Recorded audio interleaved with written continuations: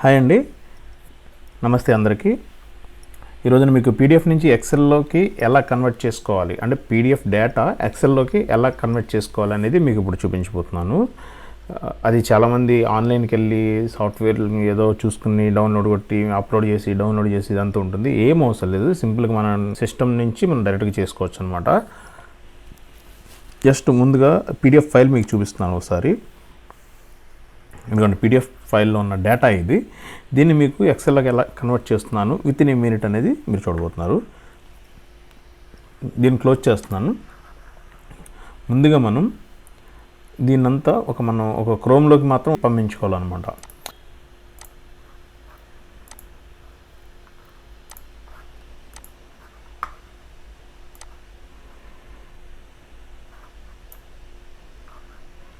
క్రోమ్లోకి ఇలా వేసేసుకున్నాం కదా.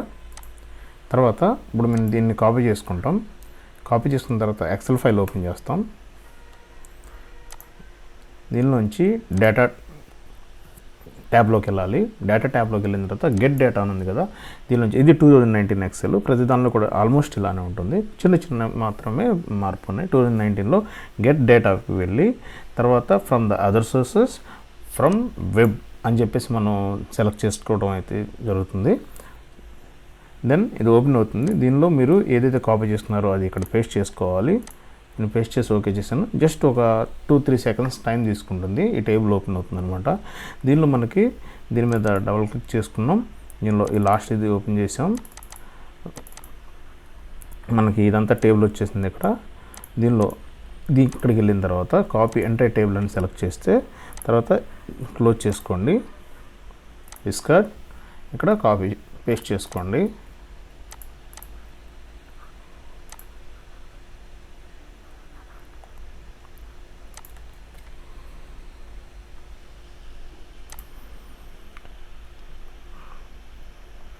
గెట్ డేటా నుంచి ఎక్సెల్ ఫైల్ ఓపెన్ చేసిన తర్వాత గెట్ డేటా దగ్గర నుంచి మనం ఫ్రమ్ అదర్ సోర్సెస్ ఫ్రమ్ వెబ్లోంచి ఈ యూఆర్ఎల్ కాపీ చేసుకున్నాం కదా, ఈ యూఆర్ఎల్ని ఇక్కడ పేస్ట్ చేయాలి. ఓకే, తర్వాత మనకు ఇక్కడ టేబుల్ ఓపెన్ అవుతుంది. దీని మీద డబుల్ క్లిక్ చేశాను.